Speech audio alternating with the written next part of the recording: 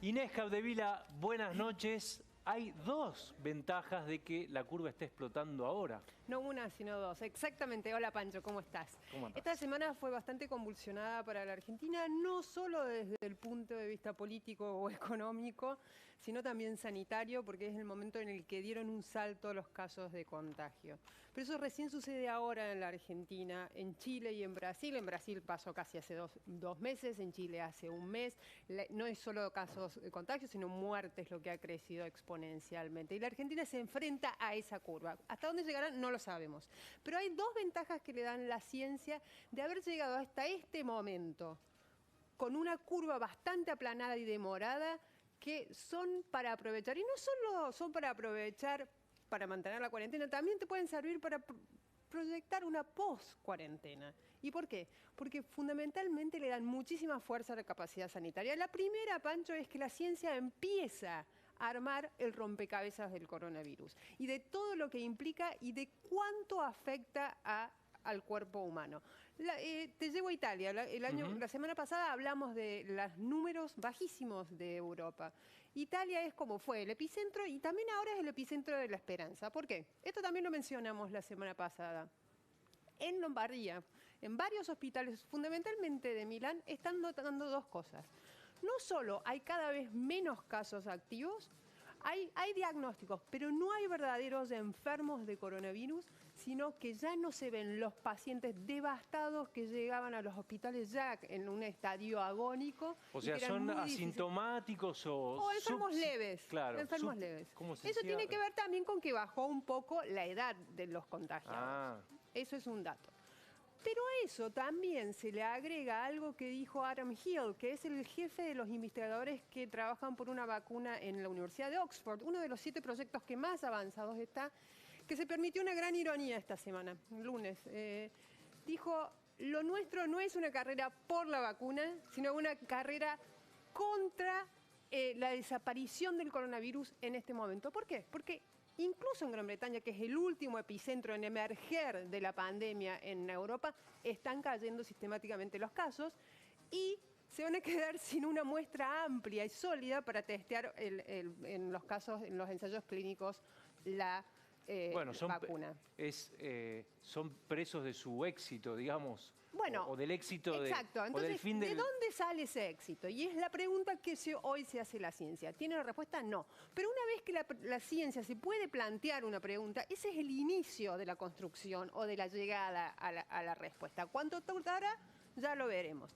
Pero se está haciendo esta pregunta. ¿Se pierde vigor el virus? ¿La carga viral se apacigua? ¿O es que la población está más inmunizada de lo que se cree? Y no se inmunizó solo porque se contagió, sino porque hay otras razones que están escondidas por ahí. Y ahí salen otros científicos. Hay uno en particular que se llama Carl Friston, que es un científico, una gran eminencia en Europa, algo así como sin comparación, que se dedica a mapear el cerebro, básicamente, que él también hizo varios modelos matemáticos sobre la proyección del virus en Gran Bretaña, le acertó en las fechas, no así en los números, pero hizo una especulación muy interesante. Él habló de una materia negra inmunológica. Ajá. ¿Y para qué lo habló de eso? Para explicar por qué en Alemania no se contagiaron ni murieron tantas personas y en Gran Bretaña o Francia sí. ¿Cuándo? Las similitudes demográficas y culturales son bastante evidentes. O en Portugal y España, ¿no? Exactamente. Hay varios. Claro. ¿Por qué? Dice, puede ser que haya una natural resistencia inmunológica a este virus. Esa es una de las explicaciones, habrá que testearla. La otra es la inmunidad cruzada. Personas que hayan tenido otros coronavirus, que ya sabemos que son muchos, y eso les haya dejado ciertos anticuerpos para defenderlos del COVID-19. ¿Y por qué? ¿Y en Alemania se supone que hubo más con ese virus? No lo saben, eso es el tema. Empiezan a abrirse esas preguntas. ¿Cómo afecta esto a la Argentina? ¿Se puede extrapolar esta pérdida de vigor o de carga viral del virus en Italia a la Argentina? Mira, hablé con autoridades de la ciudad de Buenos Aires y me dijeron no es posible porque son dos curvas muy diferentes. Ajá. Si nosotros tenemos que extrapolar lo que sucedió en Europa, solo sucedió en la Villa 31. Fue un vendaval de casos. que dejó un montón de gente con inmunidad. La inmunidad que todavía no sabemos cómo es y cuánto dura la del coronavirus. Menos mortalidad igual, ¿no? Que en Europa, en la villa. Bueno, porque, en las villas por ejemplo, en sí, porque la edad promedio en las por villas la edad, es bajísima, claro, por la edad. creo que es 40 años, de hecho. Entonces ahí ya tenés un tema gigantesco para defendernos del coronavirus. Lo mismo pasa a nivel nacional con la Argentina. Pero me dice, no extrapolemos porque todavía nosotros no llegamos a ese nivel de población ya no susceptible. ¿Qué quiere decir? Esta fuente especuló, hay un 10 o 15% de población europea ya contagiada, los números hablan de diferentes proporciones, pero dice, ponele que sea eso. Eso ya te bloquea enormemente la circulación del virus. La Argentina todavía no tiene eso, pero tiene, volvemos a la curva, una curva aplanada. Y dice, es como la de Corea del Sur o la de Israel. Y ahí es donde está la ventaja argentina. En Israel, que tuvieron una cuarentena muy, muy rigurosa en las primeras semanas, incluso tuvieron 4 días que no pudieron salir de sus casas, ni para ir a hacer las compras los israelíes a fines de marzo. Y después empezaron a levantar a fines de abril. Casi como nosotros, Inés. Exacto. Pero hace 100 días. Sí, pero en Israel empezaron a levantar las restricciones, abrieron los colegios, hubo rebrotes. No rebrotes escandalosos, estamos hablando de un rebrote de 250 casos más o menos por día. Pero ¿qué notan los médicos en Israel? Que tampoco hay pacientes críticos. Hubo un repunte de casos que han podido aislar y cortar la cadena de infección porque tienen un enorme y sobre todo muy tecnológico sistema de rastreo, pero esos casos de contagio no se han traducido en pacientes críticos. Y ahí tenés, es lo que especula un científico israelí, es que verdaderamente después de una cantidad X de días, que este científico habla de 90 días, ¿pierde fuerza el virus? Son preguntas que, como llega tan tarde a la Argentina esta explosión de casos, por ahí se puede sacar cierta ventaja. Podemos aprender otra vez de Exactamente, afuera, ¿no? ¿Y sabes por qué?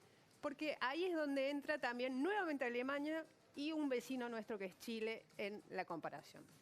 Alemania apostó por la atención primaria de los pacientes de coronavirus, es decir, detectar rápido, por eso la cantidad de tests, y también atender rápido. Y atenderlo con el médico clínico, con lo más cercano, no que no lleguen a las salas de terapia intensiva. Chile hizo exactamente lo contrario.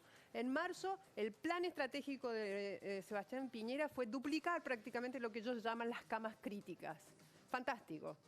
Pero dejaron que los pacientes llegaran y se les empezaron a morir. Y hoy, la tasa de muerto por millón son 154 por millón de habitantes. En Chile y en Alemania son 100. Y ahí tenés la otra gran ventaja que tiene la Argentina. El cuerpo de conocimiento de la medicina hoy, 6 meses después de la irrupción del coronavirus, es increíblemente diferente. La OMS sacó una guía en el 27 de mayo, hace muy poquito, con 62 páginas sobre cómo tratar a todo tipo de paciente de coronavirus. ¿Qué hace eso, Pancho? Básicamente te ayuda a combatir allá donde está el foco. Y te permite que sí, obviamente, no podés controlar las infecciones masivas. Y más en la Argentina, que tiene un perfil demográfico de hacinamiento, hablando del AMBA.